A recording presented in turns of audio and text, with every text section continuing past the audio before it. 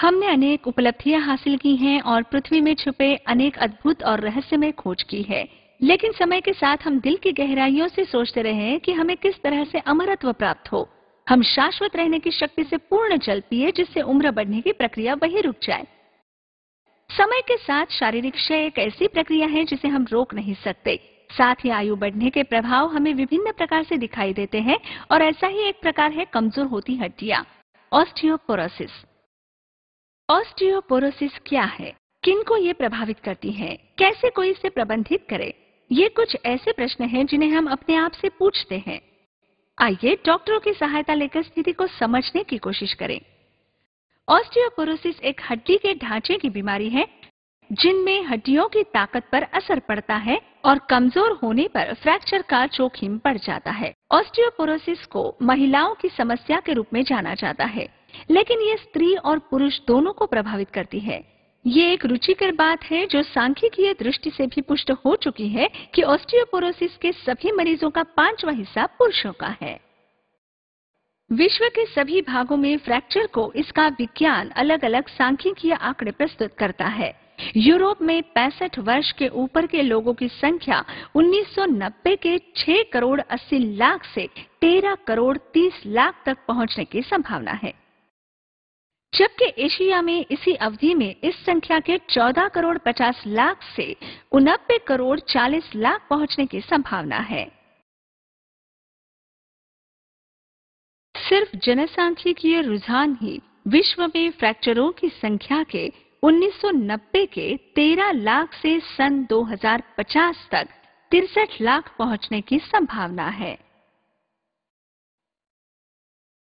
Osteoporosis की बढ़ती गंभीरता इस तरह है, इसलिए इसके जोखिम के कारकों को समझना और पहचानना जरूरी है।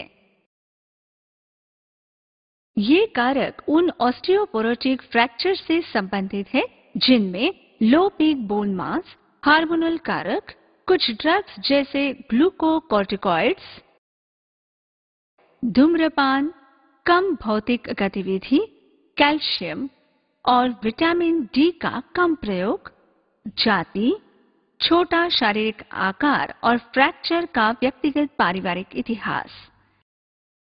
आगे आप इन जोखिम के कारकों को बेहतर ढंग से समझने के लिए संशोधन योग्य या अपरिवर्त्य के रूप में विभक्त कर सकते हैं, जैसा कि इस चार्ट में दिखाया गया है।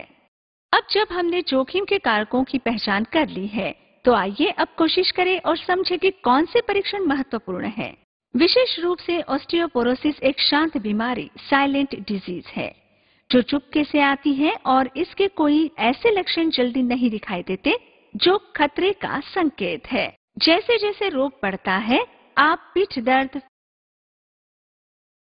फ्रैक्चर, कद कम होना, ढांचागत विरूपता, गर्दन में तनाव, उदर के मध्य में पीड़ा, आंतों की गतिविधि में परिवर्तन जैसे कब्ज या सीमित रूप में फेफड़े की बीमारी ऐसे लक्षण प्रकट होते हैं। महिलाएं ऐसे लक्षण बता सकती हैं कि उन्हें उचित रूप में फिट होने लायक कपड़े ढूंढने में परेशानी होती है। ये अनेक भौतिक कारकों के योग से होता है, जिसमें वक्षीय उभार, कमर का छोटा होना और बाहर निकला हुआ उदर सम्मिलित है। वृद्ध पुरुषों की तुलना में वृद्ध महिलाओं में जोखिम अधिक है। नियमित जांच के दौरान मेनोपॉज प्राप्त कर चुकी सभी महिलाओं में ऑस्टियोपोरोसिस के लक्षण की भी जांच की जानी चाहिए। अस्थि खनिज घनत्व हेतु रेडियोलॉजिकल प्रयोगशाला विश्लेषण सामान्य रूप से उच्च जोखिम मरीजों तथा 65 वर्ष के ऊपर की सभी महिलाओं, रजोनिवृत्ति प्राप्त कर चुकी सभी युवतियों जिन्हें संभावना हो और उन रजोनिवृत्ति प्राप्त कर चुकी महिलाओं को जिन्हें फ्रैक्चर का इतिहास रहा हो। अंततः स्त्रावी खराबी से संबद्ध लक्षण भी संभावित ऑस्टियोपोरोसिस के चिन्ह हो सकते हैं। प्रयोगशाला के परिणाम थायराइड उत्तेजक हार्मोन और डायहाइड्रो एपिएंडोस्टेरॉन सल्फेट प्राप्त किए जा सकते हैं अगर थायराइड या एड्रिनल अपर्याप्तता पाई जाती है, क्योंकि इन स्थितियों में कैल्शियम स्तर बढ़ सकता है, जिससे अस्थिपुंज में भी कमी आ सकती है। हालांकि जांच के अनेक साधन उपलब्ध हैं, जैसे एक्सरे एब्सॉर्बिट्यूमेट्री स्कैन, जिससे अस्थि खनिज घनत्व का स्तर मानक रूप से जांचा जा सकता है। ये कुछ साधन हैं जिनसे हम इस स्थिति को पहचान सकते हैं जिससे हमारी हड्डी कमजोर होती है। अब हम जान चुके हैं कि ऑस्टियोपोरोसिस हमारे शरीर, विशेषकर हमारी हड्डियों को क्या हानि पहुंचाती है। रोकथाम इलाज से बेहतर है, ये वास्तव में ऑस्टियोपोरोसिस के मामले में सही है। कोई भी उपचार कम हुए हड्डी के स्थूल अंश की पूर्णतः क्षतिपूर्ति या वापसी नहीं कर सकता है और लाक्षणिक ऑस्टियोपोरोसिस के उपचार की सफलता सीमित है। ऑस्टियोपोरोसिस वाले पुरुषों के मामले में चिकित्सीय उपचार में सम्मिलित है कम खुराक के oestrogen, calcitonin, selective receptor modulator, bisphosphonate और फ्लोराइड। कम टेस्टोस्टेरॉन स्तर वाले पुरुषों को टेस्टोस्टेरॉन रिप्लेसमेंट थेरेपी दी जा सकती है। ऑस्टियोपोरोसिस से बचाव और उपचार हेतु चिकित्सा में सम्मिलित है विटामिन और खनिज पूरक, हार्मोन रिप्लेसमेंट थेरेपी, बाइफॉस्फोनेट, कैल्सिटोनिन और सेलेक्टिव एस्ट्रोजन रिसेप्टर मॉड्यूलेटर और फ्लोराइड पूरक। फिर भी ऑस्टियोपोरोसिस ग्रस्त पुरुष और महिलाओं दोनों के लिए सुरक्षित उपायों से लक्षणों पर नियंत्रण और समझना सबसे महत्वपूर्ण उपचारात्मक तरीके हैं। इसमें सम्मिलित है जीवन शैली की आदतों में परिवर्तन, जैसे सिगरेट पीना और अत्यधिक शराब पीने से अस्थि के स्वास्थ्य पर हानिकारक प्रभाव पड़ सकता है।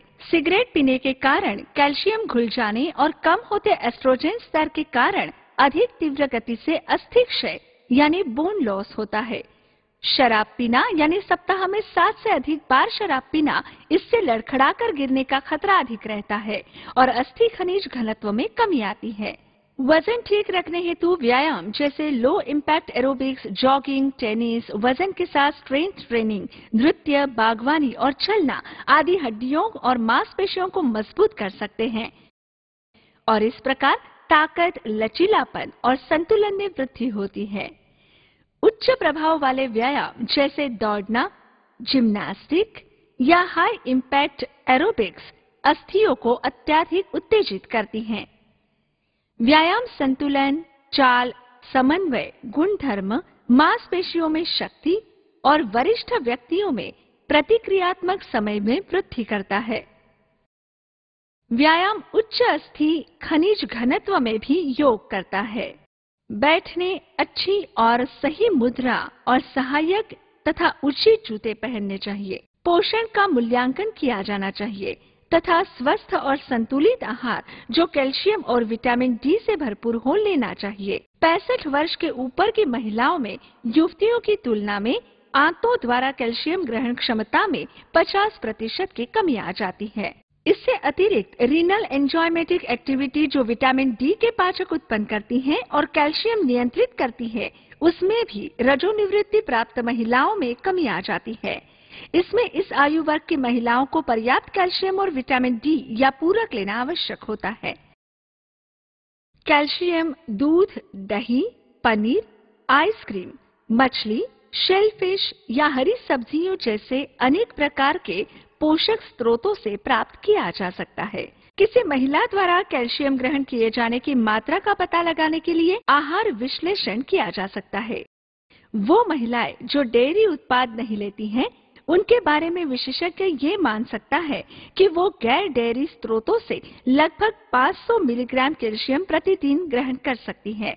कैल्शियम के गैर डेयरी स्रोतों की सूची इस चार्ट में दी हुई है। उनका अध्ययन करके महिला पर्याप्त कैल्शियम ग्रहण करना सुनिश्चित कर सकती है।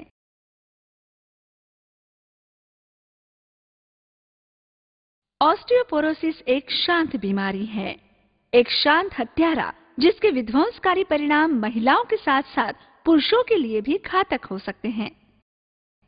मानव ने पृथ्वी और चंद्रमा पर विजय प्राप्त कर ली है। अब समय है बढ़ती उम्र की परेशानियों और रोगों पर विजय प्राप्त करने का, और ये करने के लिए सरल सा हल है। वो है बीमारी को समझें, बीमारी के बारे में जागरूकता लाए और अंततः रोकथाम। इस तरह से हम ऑस्टियोपोरोसिस को प्रबंधित कर उसे आगमन या आक्रमण से पहले ही परास्त कर सकते हैं।